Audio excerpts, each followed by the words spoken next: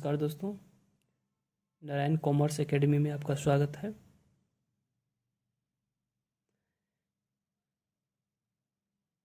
आज हम लोग इनकम टैक्स एक्ट्स के कुछ क्वेश्चन करेंगे।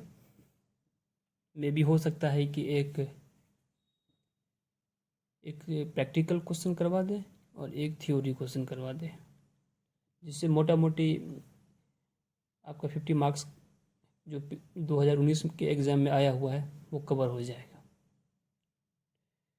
वैसे मेरा प्लानिंग तो ये था कि सबसे पहले हम कॉस्ट अकाउंट्स के जो क्वेश्चन हैं वो करवा दें, लेकिन कमेंट में एक आप ही में से किसी का कोई मेरे दोस्त हैं, उन्होंने कमेंट किया था कि सर इनकम टैक्स का भी करा दीजिए। तो चलिए, जो भी कर रहे हैं आप ही लोगों के लिए कर रहे हैं, आप ही लोगों की सुविधा के लिए कर रहे हैं, जिससे आप लोगों की तैयारी बेहतर तरीके से हो पाए। तो आप बोले थे कि इनकम टैक्स का करा दीजिए, तो हम आज इनकम टैक्स का क्वेश्चन करवाते हैं। मेनली ये जो क्वेश्चन जो रहेगा, income from house property, income from salary, ठीक है। ये एक जो प्रैक्टिकल क्वेश्चन है 2019 में आया था, वो 40 मार्क्स का क्वेश्चन है, और एक थ्योरी जो आया था वो आपका 10 मार्क्स का क्वेश्चन है, ठीक है। तो उम्मीद है कि आप लोग बीकॉम में इनकम टैक्स तो ज़रूर पढ़े होंगे, या अभी मेंस में अभी आप लोग बैठने जा रहे हैं, तो कुछ ना कुछ आप लोगों की तैयारी होगी ही। तो इसी उम्मीद के साथ हमने की असल चमक डेड स्किन सेल से तोपा जाला हम स्टार्ट करने जा रहे हैं। सबसे पहले हम आपके सामने क्वेश्चन रखते हैं, क्वेश्चन देख लीजिएगा, और इसका पिक्चर हम आपके चैनल पे भी, मतलब वीडियो में भी डाल देंगे, ठीक है।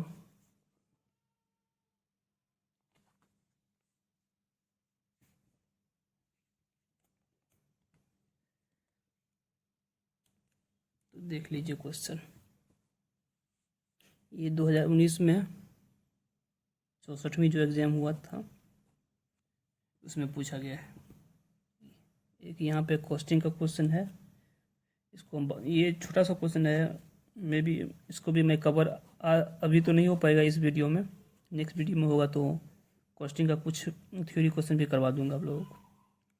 अब टाइम ज़्यादा नहीं है, तो कुछ आप ही लोगों में से बोल रहे हैं कि सर थ्योरी करा दीजिए। तो थ्योरी का नोट्स तो देना इतना जल्दी संभव है नहीं, लेकिन मैं जो प्रीवियस ईयर के क्वेश्चन हैं उसमें जो थ्योरी पूछा गया है, अकाउंट्स का हो, कॉस्ट का हो, इनकम टैक्स का हो, इस सब का मैं आपको रिवीजन ज़रूर करा दूंगा, ठीक है। रिवीजन करा दूंगा, जिससे आप लोगों को आंसर करने में ज़्यादा दिक्कतों का सामना नहीं करना पड़ेगा, ठीक है। तो चलिए, सबसे पहले क्वेश्चन हम पढ़ लेते हैं। तो यहाँ पे 2017-18 असेसमेंट ईयर है, तो इसको हम असेसमेंट ईयर 22-23 मान कर चलेंगे, 21-22 मान कर चलते हैं। अभी कोई चेंज हुआ नहीं है, ऐसे कुछ मेजर चेंज, ठीक है। तो क्वेश्चन पूछ रहा है, from the following particulars furnished bye mister x calculate his taxable income for the assessment year. इसको समझ लीजिए, ठीक है। सैलरी पर मंथ है 20,000 रुपये, डियरनेस अलाउंस पर मंथ 2,000 रुपये, HRA 2,000 रुपये, ठीक है। रेंट पेड पर मंथ 2,500 रुपया in Patna. House property is let out on a monthly rent 10,000 रुपये per month. Municipal value of the house property is 130। Municipal tax is this paid. यहाँ पर यह म्यूनसिपल टैक्स को ट्रीट करते समय ये देखना है कि इसमें पेड है कि नहीं है, चाहे 10 रुपया हो चाहे 10,000 रुपया। अगर पेड नहीं है तो इसका कोई रिलेवेंट नहीं है क्वेश्चन, वो आप लोगों को फंसाने के लिए दे देगा।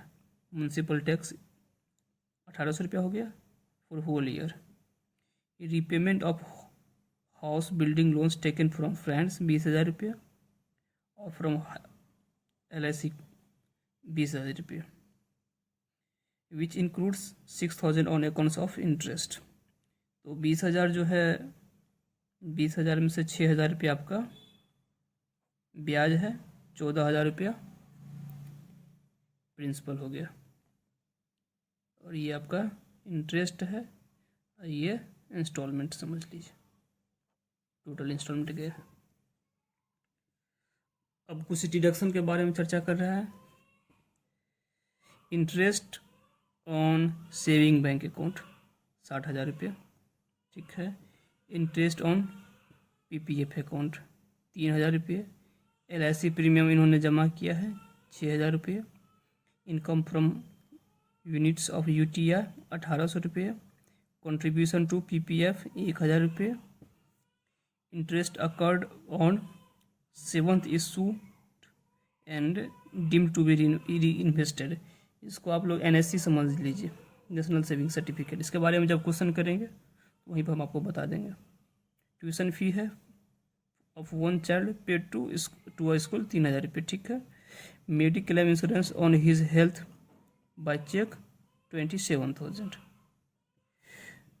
The construction of the building was completed on 1/1/1992, ठीक है।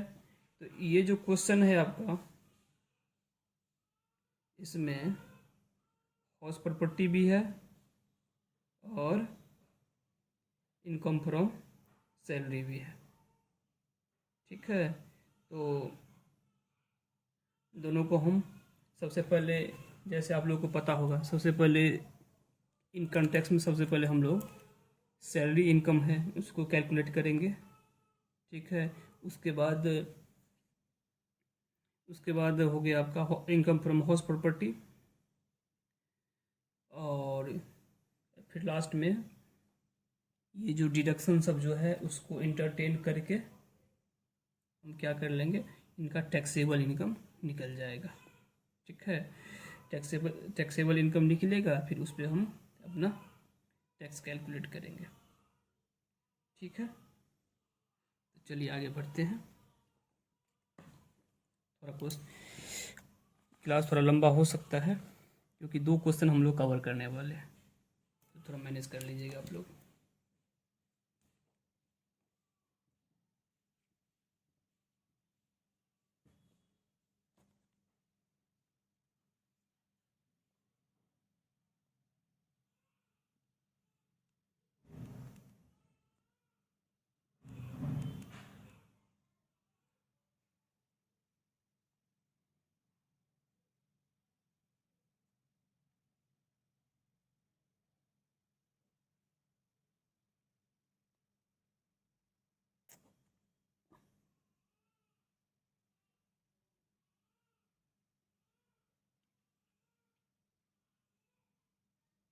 फाइनेंशियल ईयर हो गया इनका, मान लीजिए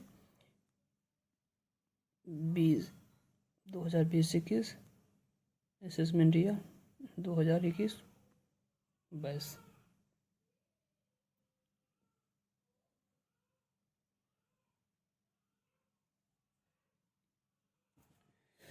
देखिए,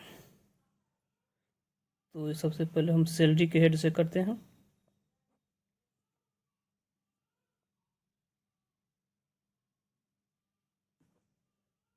सैलरी 20,000 गुने 12,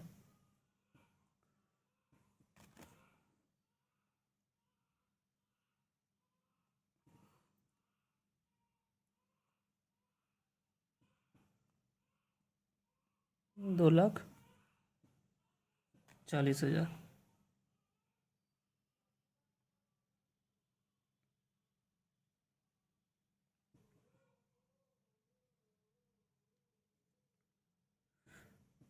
फिर अगला पॉइंट है डीए। डीए जो है 2000 रुपये गुने 12 तो हो गया 24,000।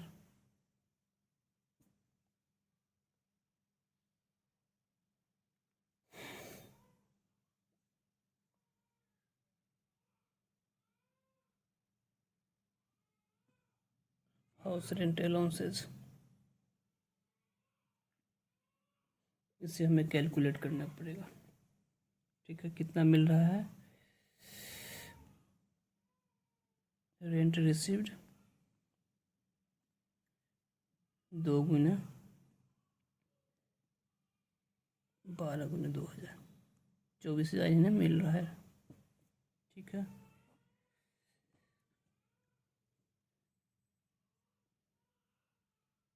अब तो और कुछ नहीं है।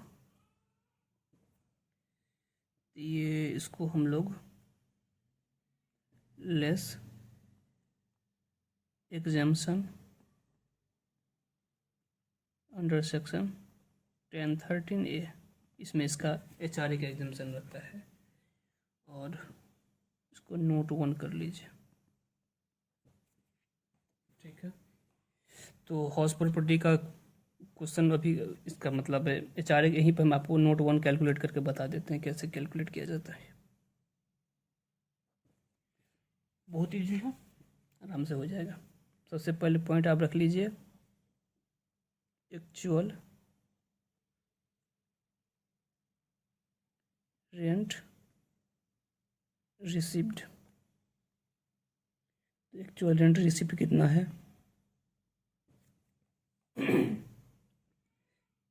24,000 रुपये। Second, rent paid in excess of 10% of salary. ठीक है, तीसरा पॉइंट हो जाता है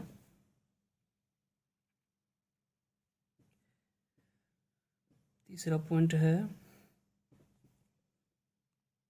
40% या 50% ऑफ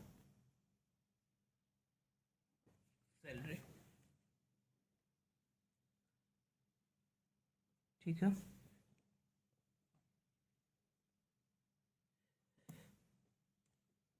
तो देखिए ये तो आपको क्वेश्चन में दिया हुआ है 24,000 रुपये, 2,000 रुपये पर मंथ ये रिसीव कर रहे हैं कंपनी से, और एक्चुअल में उनको पे करना पड़ रहा है 2,500 रुपये पर मंथ। तो एक rent paid in excess of 10% of salary, तो कितना रेंट पेड करेंगे? 30,000 रुपये 2,500 के हिसाब से, और 10% सैलरी कितना हो जाता है? सैलरी देख लीजिए यहाँ पे 2,40,000 है। सैलरी में वैसे डीए भी आता है, लेकिन यहाँ पर डीए सिर्फ प्लेन में लिखा हुआ है और कुछ है ही नहीं।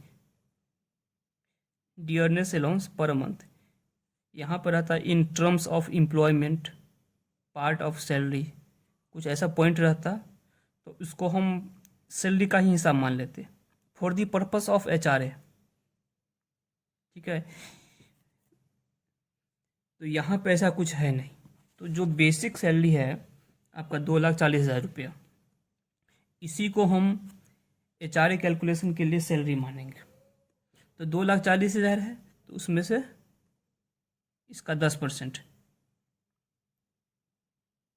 40,000 गुने 10%, 24,000 हो गया, तो 6,000 रुपया।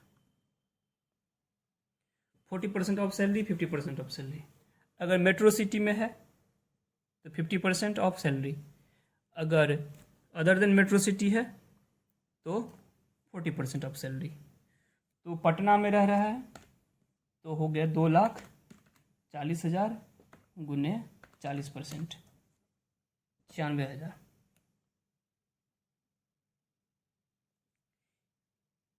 और लास्ट में विच एवर इज लोअर। ठीक है, विच एवर इज लोअर क्या हो गया? 6,000 रुपया। तो 6,000 का क्या हो जाएगा, एग्जम्पशन मिल जाएगा, इनको एग्जम्पशन मिल जाएगा। तो 6,000 है तो इसमें से हम क्या करेंगे, 24,000 में से 6,000 को लेस कर देंगे। ठीक है, कितना बच गया, 18,000 रुपये। ये है 18,000 रुपये। अब सैलरी का इनकम कुछ और है ही नहीं, तो 3 आइटम हमारे पास है, 2,40,000, फिर 24,000, फिर 18,000, 2,82,000।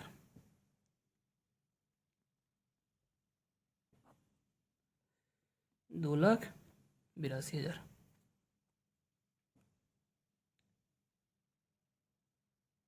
इनकम फ्रॉम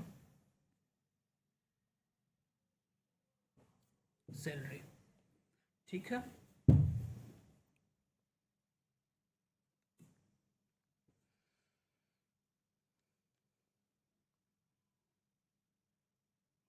आप लोग नोट कर लीजिए।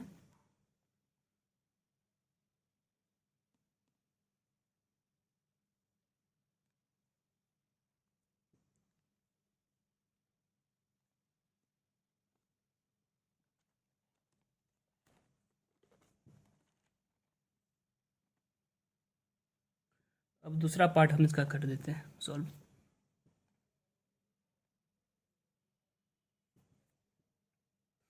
दूसरा पार्ट है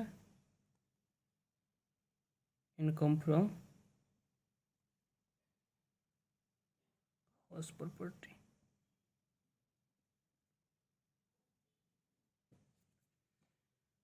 इनकम फ्रॉम हाउस प्रॉपर्टी। अब देखिए, एक बार क्वेश्चन फिर से देख लेते हैं।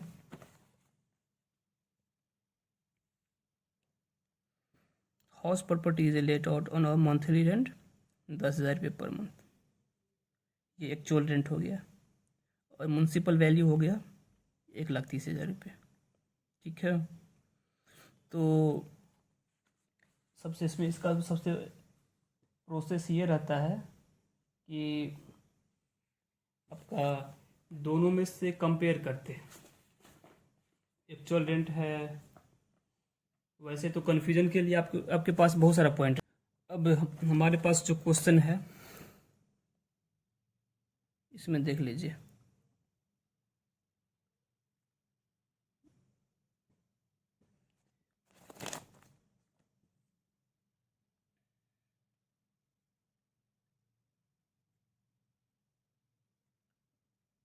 एक lakh 30,000 actual rent. Actual rent हो गया 1,20,000 रुपये, 10,000 रुपये पर मंथ के हिसाब से।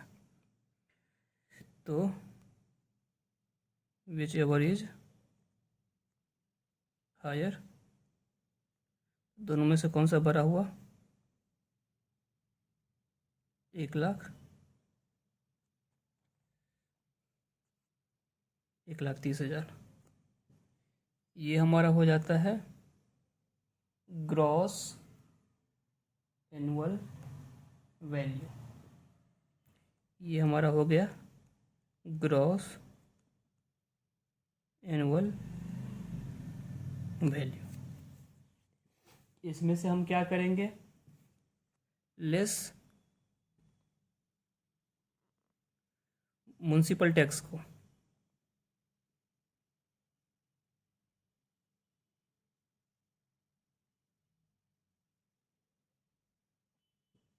म्युनिसिपल टैक्स क्या करेंगे, लेस कर देंगे।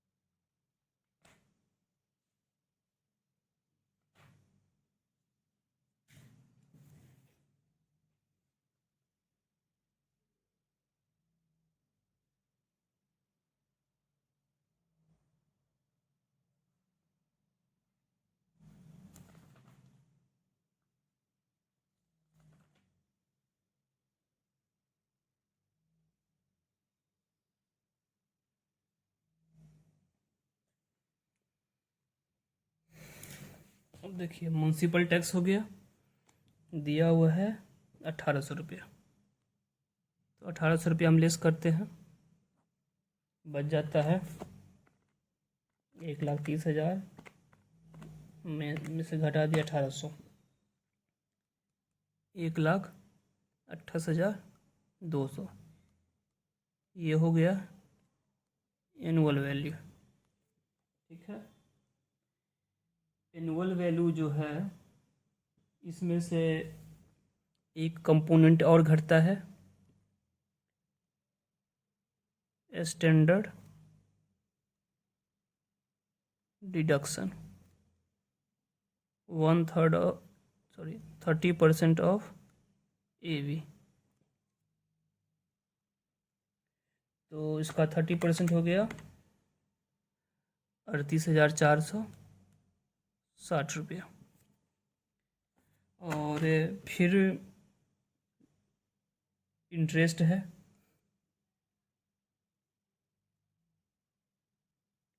इंटरेस्ट ऑन लोन, ये कवर हो जाता है अंडर सेक्शन 24B में।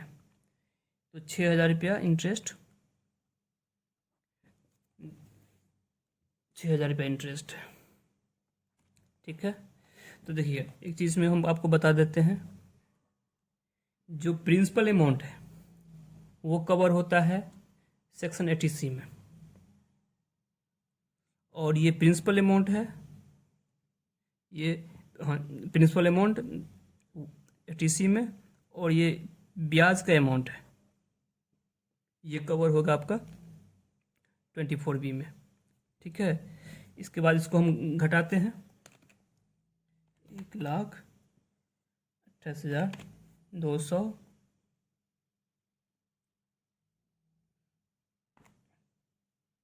घटे 38,460 घटे 6,000, तो 83,740। ये हो गया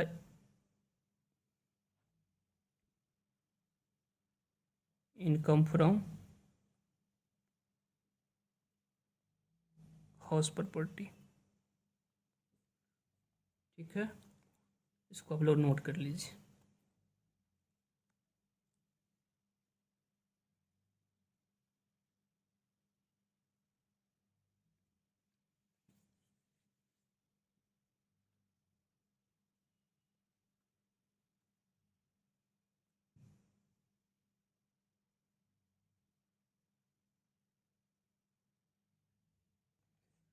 अब क्वेश्चन में एक लोग कुछ पॉइंट है वो हम तो ओवरलुक हो गया था। अब जैसे देखिए यहाँ पे interest on saving bank account 60,000 रुपया है।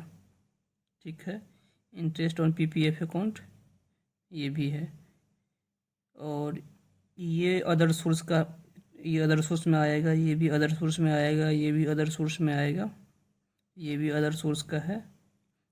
तो हम इसको कर लेते हैं। एक तीसरा हेड भी आ जाता है इसमें, इनकम फ्रॉम अदर सोर्स।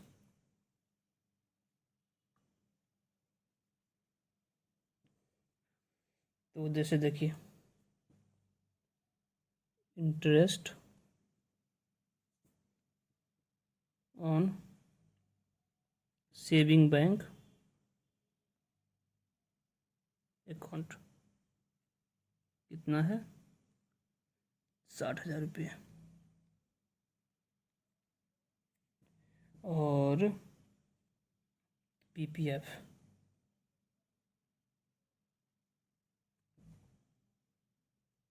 ये इसको हम कंप्यूट नहीं करेंगे, ये टैक्सेबल नहीं होता है। Income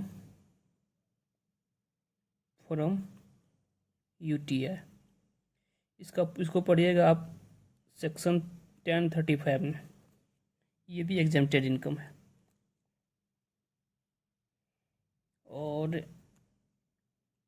interest received from NSC and re invested.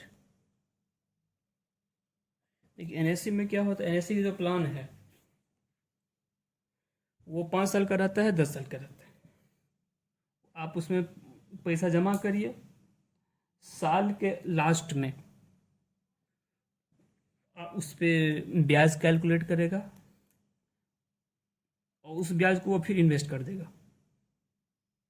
फिर सेकेंड ईयर वो 2 साल के जो प्रिंसिपल अमाउंट है या फर्स्ट ईयर का इंटरेस्ट है सबको जोड़ के उस पर आपको ब्याज देगा, फिर उस ब्याज को भी री इन्वेस्ट कर देगा। ये 5th ईयर के लास्ट तक चलता रहता है। अगर आपका 5 साल का मैच्योरिटी वाला है तो 5 साल के बाद ये पैसा आपको मिल जाएगा। ठीक है, तो जो री इन्वेस्ट हो रहा है वो टैक्सेबल नहीं है, वो एग्जेम्प्टेड इनकम है। ठीक है, ये हो गया, और तो कुछ है नहीं।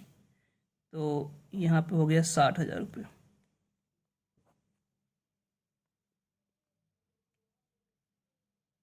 Income from other source. ठीक है, अब total income, gross total income, इसको हम C कर देते हैं।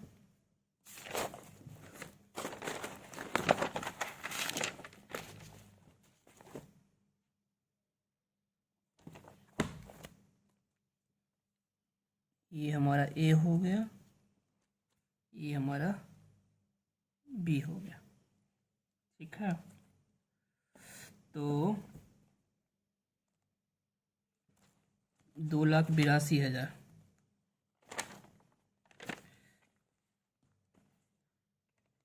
2,82,000 plus 83,740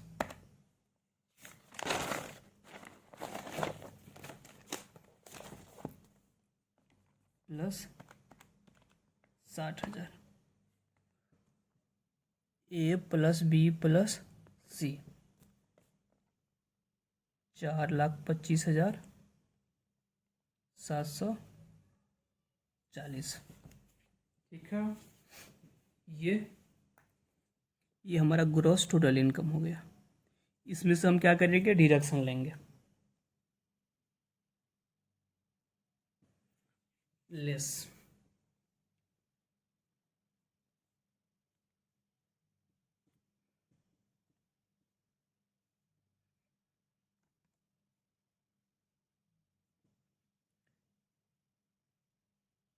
deduction under section 80C।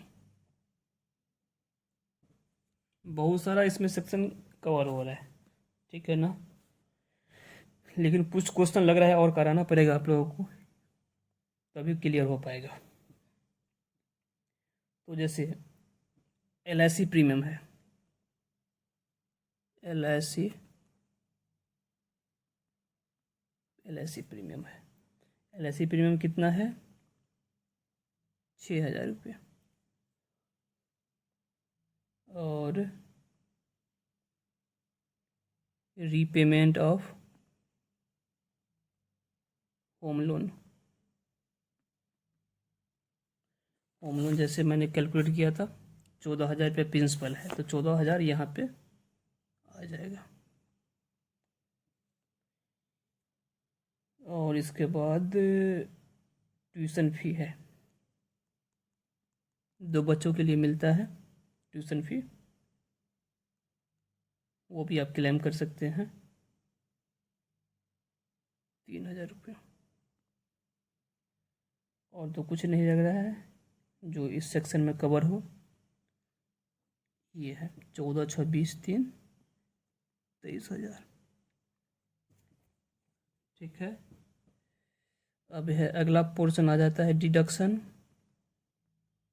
Under section 80D। अब मेडिकल इंश्योरेंस लिया है,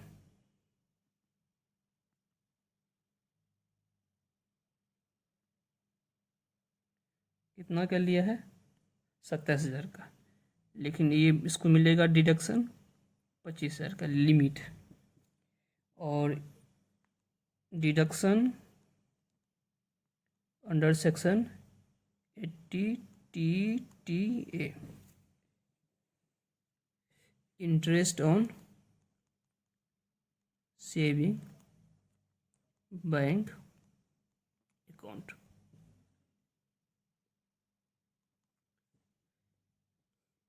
जैसे देखिए, आपको कितना भी मिल जाए, लेकिन इंटरेस्ट पे, इंटरेस्ट किस पे? सेविंग बैंक में। तो इंटरेस्ट ऑन सेविंग बैंक जो है वो कवर होता है आपका अदर सोर्स में, ठीक है, अदर सोर्स में कवर होता है, और उस पर 10,000 रुपये का आपको डिडक्शन मिल जाएगा सेक्शन 80 TTA में। तो 10,000 इसको हम यहाँ पे लेस कर देते हैं। अब देखिए, 4,25,000 हो गया माइनस 23,000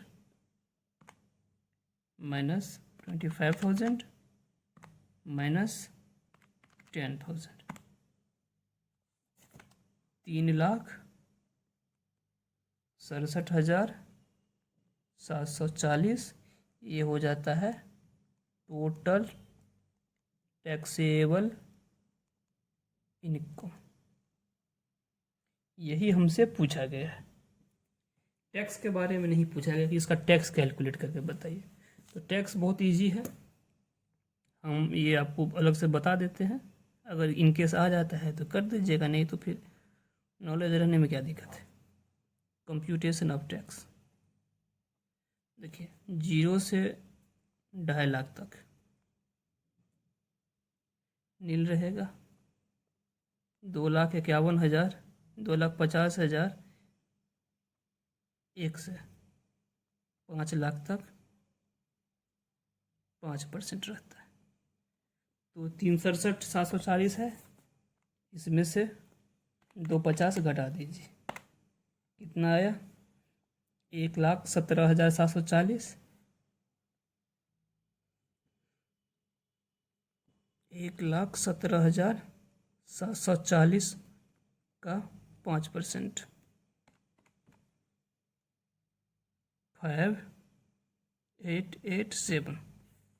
अब देखिए 5,887 है, लेकिन एक सेक्शन है 87A, उसको पढ़िएगा ना, तो जिनका टैक्स 12,500 रुपया तक बनता है, 12,500 तक, उनको टैक्स देने की ज़रूरत नहीं है। तो इसको दे दीजिए यहाँ पे rebate under section 87A 5,887 tax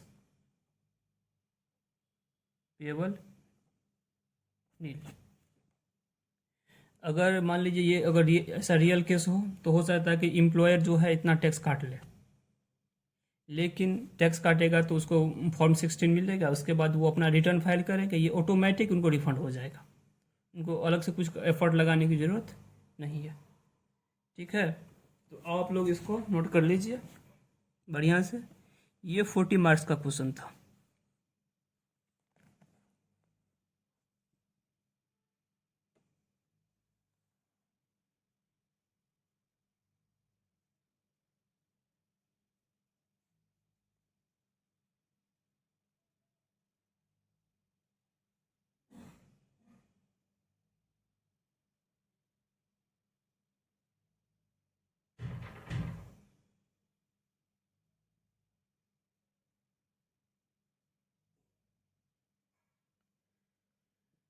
चलिए, अब एक हम थ्योरी क्वेश्चन कवर करते हैं, वो भी इनकम टैक्स का ही है, इनकम टैक्स का ही चल रहा है तो आज इनकम टैक्स का ही करते हैं। 10 मार्क्स का क्वेश्चन आया है। जैसे ये अभी जो किए हैं वो पार्ट ए है, ये इसे पार्ट, उसी का सब पार्ट बी है। सब पार्ट ए हो गया, पार्ट बी है। अब यहाँ पे क्वेश्चन है, इसको पढ़िए। ये क्वेश्चन है, 2 मिनट है टाइम, आप पढ़ लीजिए।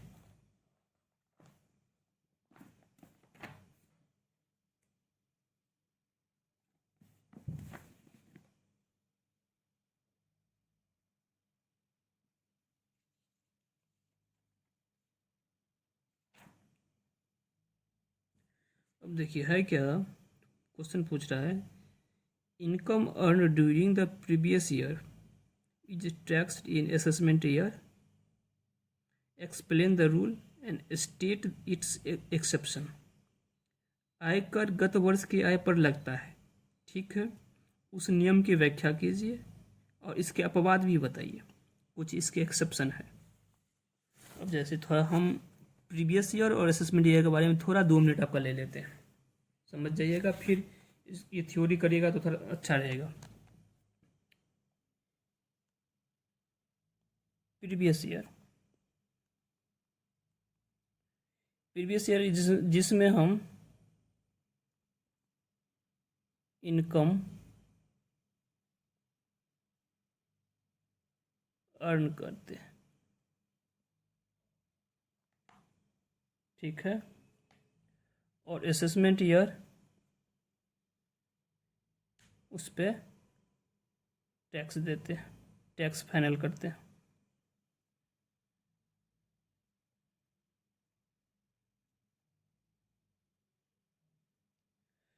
अब देखिए जैसे प्रीवियस ईयर है, तो ये असेसमेंट ईयर भी होता है सेम टाइम। जैसे अभी कौन सा फाइनेंशियल ईयर चल रहा है, 2022-23, ठीक है। चलिए इसको एक बार और, प्रीवियस ईयर और असेसमेंट ईयर। अभी पिछला जो था 2021-22, तो 2022-23, 2022-23, तो इसका हो जाएगा 2023-24। जैसे इस साल में हम इनकम अर्न करेंगे, यहाँ पर टैक्स फाइल कर देंगे। टीडीएस तो ड्यूरिंग द ईयर जमा करना ही पड़ता है हर एक मंथ। अगर आप सैलरी इनकम है तो आपको हर एक महीना, तो अगर आपका सीलिंग लिमिट से ज़्यादा हो रहा है आपका इनकम, तो हर एक महीना आपके सैलरी से टीडीएस करके गवर्नमेंट के अकाउंट में जमा हो जाएगा। लेकिन फाइनल यहाँ पे आके होता है, ठीक है। रिटर्न जो फाइल किया जाता है यहाँ पे आके किया जाता है, अर्न यहाँ पे किया जाता है। तो 2021-22 प्रीवियस ईयर है, तो इसका फाइनेंशियल ईयर यहाँ है।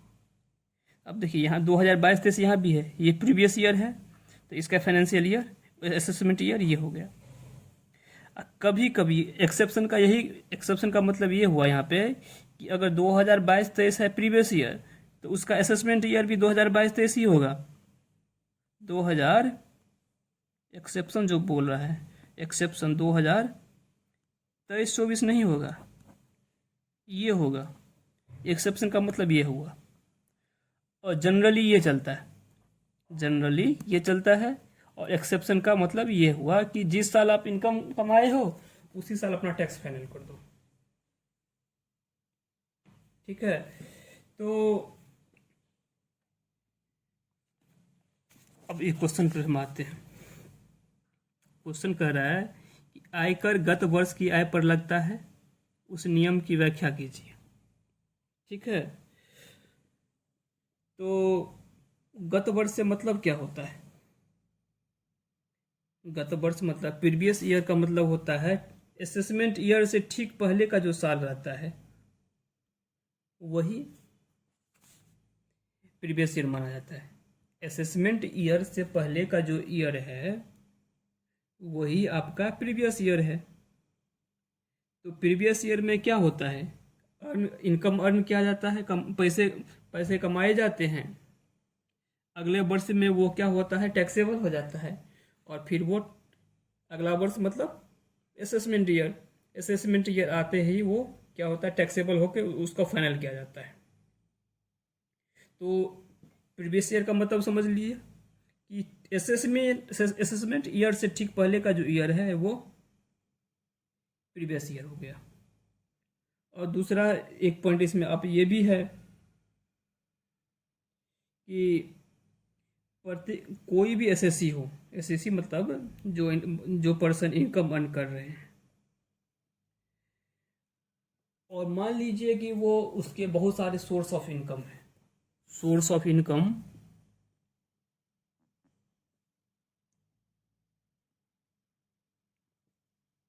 सोर्स ऑफ इनकम टोटल 5 होते हैं। सैलरी हो गया, हाउस प्रॉपर्टी है, पीजीबीपी है, कैपिटल गेन है, अदर सोर्स है। ठीक है, इतने सारे सोर्स है, 1 2 3 4 5। हम आपको ये इसका अभी नोट्स नहीं दे रहे, बस आपको हम थ्योरी रिवाइज करा रहे हैं। ठीक है, और इसको आप पढ़ लीजिएगा बुक से, तो आंसर करने में कोई दिक्कत होने वाला नहीं है।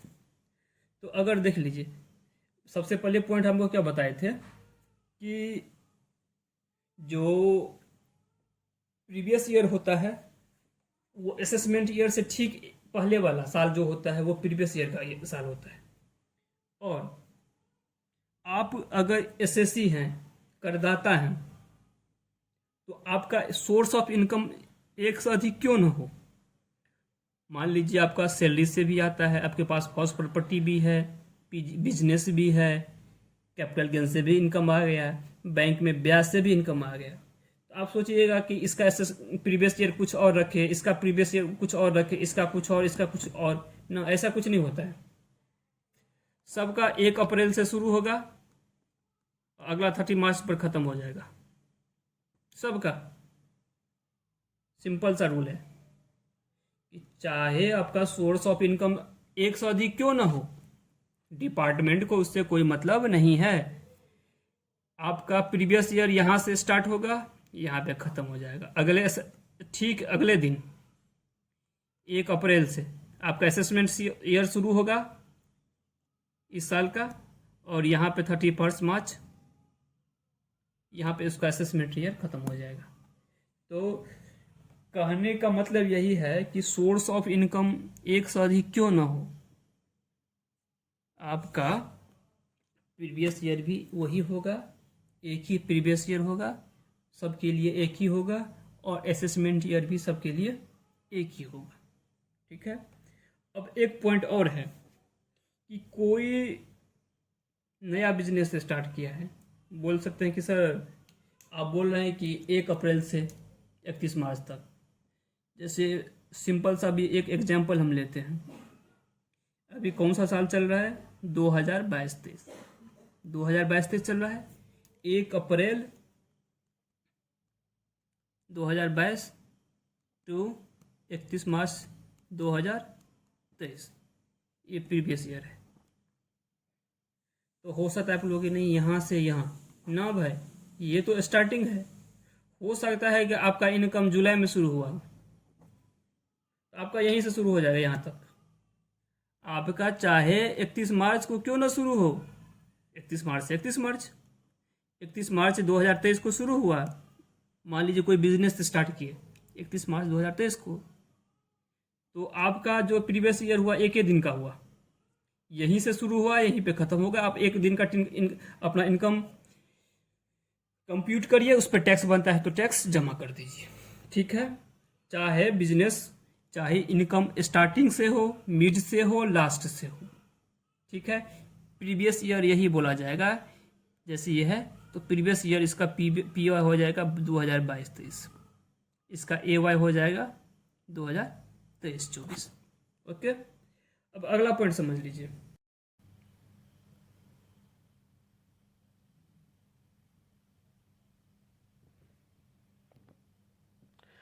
अब इसके एक्सेप्शन के बारे में बात कर लेते हैं कि कोई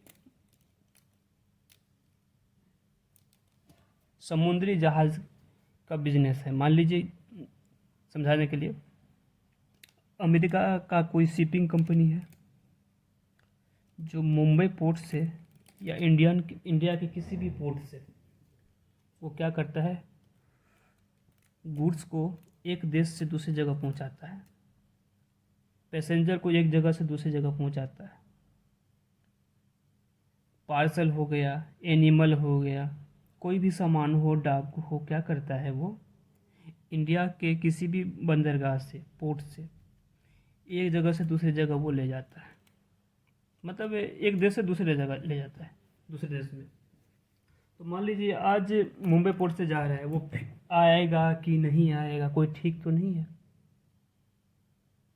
कि मान लीजिए अच्छा खासा बुकिंग हो गया, निकल लिया, और सरकार वेट कर रहा है, आ जाओ आ जाओ आ जाओ, वो बोलता कि हम नहीं आएंगे हम नहीं आएंगे। तो इस केस में क्या होगा, डिपार्टमेंट को तो बहुत बहुत ज़्यादा नुकसान हो जाएगा। इसीलिए डिपार्टमेंट का कहना है कि अगर इस टाइप का केस है तो क्या करिए, उस बिजनेस मैन के लिए, वो उस बिजनेस एंटिटी के लिए financial year means previous year और असेसमेंट ईयर दोनों एक ही साल में कंप्लीट हो जाएगा। उसके लिए सेकेंड ईयर वेट करने की ज़रूरत नहीं है, क्योंकि भरोसा नहीं है ना कि वो वापस आएगा कि नहीं आएगा। ठीक है, एक केस ये हो गया। और मान लीजिए जैसे कोई विजय माल्या टाइप, नीरव मोदी टाइप आदमी है, अच्छा खासा इनकम अर्न कर लिया है और भारत से निकलने के मूड में है, भारत से निकलने के मूड में है और वो फिर वापस आना नहीं चाहता है, किसी आइलैंड में जाकर छुप जाएगा, मेहुल चोकसी जो है उसके तरफ से।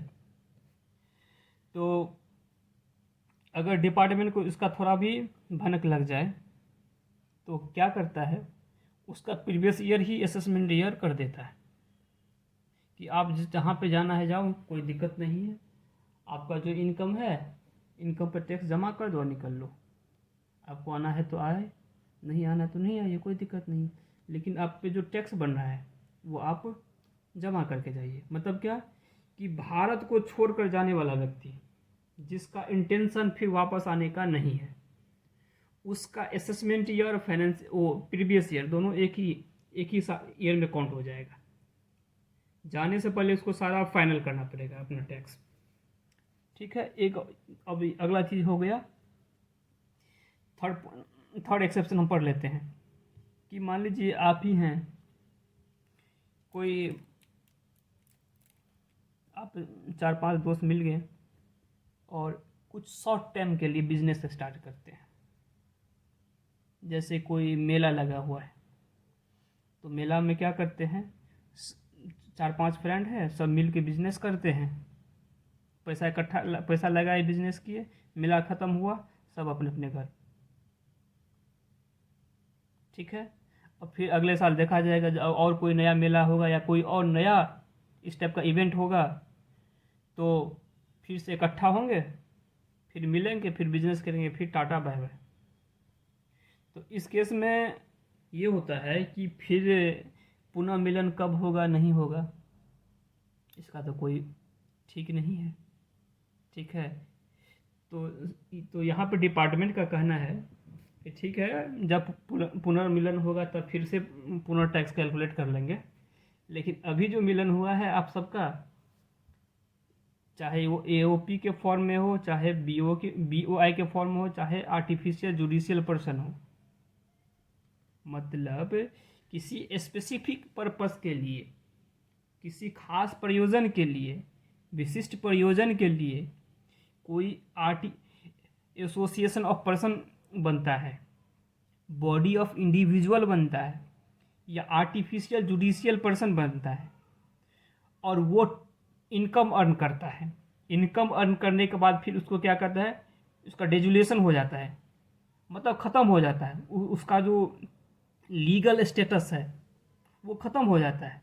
तो उस केस में क्या होगा, उस केस में ख़त्म हुआ, ठीक है, ख़त्म होने से पहले आप क्या करिए, उस पर टैक्स कैलकुलेट कर लीजिए, इनकम कैलकुलेट करिए, उस पर टैक्स कैलकुलेट कर लीजिए, टैक्स बनता है, टैक्स जमा कर दीजिए। इसके बाद आपको जहाँ जाना है जाइए, कोई दिक्कत नहीं।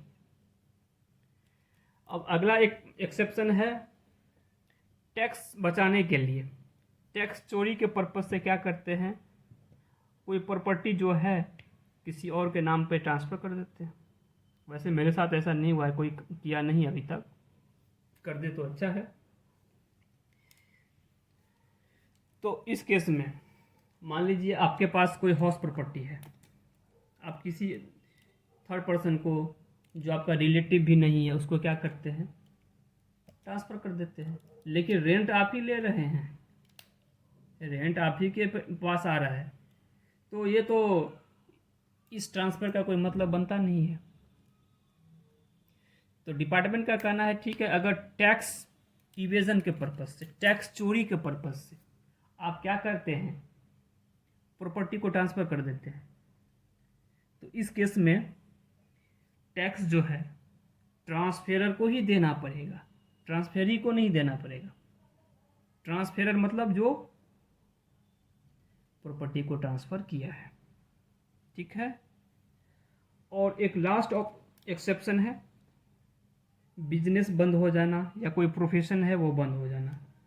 मान लीजिए कोई बिजनेस आप कर रहे हैं, अचानक से 6 महीना के बाद बंद कर दिए, 2 महीना के बाद बंद कर दीजिए। अब बिजनेस बहुत बहुत सालों से चलता आ रहा है, आपका मन उब गया कि ना अब कुछ नया तूफानी करते हैं, इसको बंद किया जाए। तो अब जैसे अभी अक्टूबर चल रहा है, सितंबर तक चला लिए, अक्टूबर में आगे 1 तारीख से बिजनेस को क्या किया, बंद कर दिए, तो कोई दिक्कत नहीं है, आप बंद कर दीजिए। लेकिन 30 सितंबर तक जो कमाए हैं उस पर जो टैक्स बनता है वो टैक्स आप दे दीजिए और बंद कर दीजिए, कोई दिक्कत नहीं है, ठीक है। तो यहाँ भी क्या हुआ, प्रीवियस ईयर और असेसमेंट ईयर दोनों सेम ईयर में हो गया, ठीक है। तो आई थिंक ये कोई टफ थ्योरी नहीं था, इजी थ्योरी था, जो हमने आपको हंसी मजाक में समझा दिया। आप शायद समझ भी गए होंगे, आप इसको अब पढ़िएगा तो आपको इजीली समझ में आ जाएगा, ठीक है। अब हो सकता है कि ये वीडियो थोड़ा लंबा होगा, एक घंटा से ज़्यादा भी हो सकता है या 1 घंटा के आसपास हो, लेकिन आप लोग वैसे तो हम सब्सक्राइब करने के लिए आप लोगों को बोलते नहीं हैं, लेकिन मैंने जो चेक किया है उसमें देखते हैं कि 50% जो मेरा व्यूअर है वो सब्सक्राइबर है ही नहीं।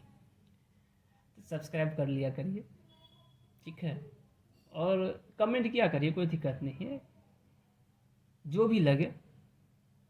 हम नहीं बोल रहे हैं कि मेरे बारे में अच्छे बोलिए, कोई आपको जो फील हो रहा है, अगर मेरा एफर्ट आपको अप्रिसिएबल लग रहा है तो अप्रिशिएट करिए, आपको लगा है कि नहीं सब कुछ ऐसे होना चाहिए तो आप वो भी बताइए, क्योंकि हम वीडियो बना रहे हैं, यूट्यूब पर डाल रहे हैं, मेरा तो यही पर्पस है कि आप लोगों का जो प्रॉब्लम हो, अभी जो आप लोग मेंस का तैयारी कर रहे हैं, उस प्रॉब्लम में से कुछ प्रॉब्लम हम सॉल्व कर दें।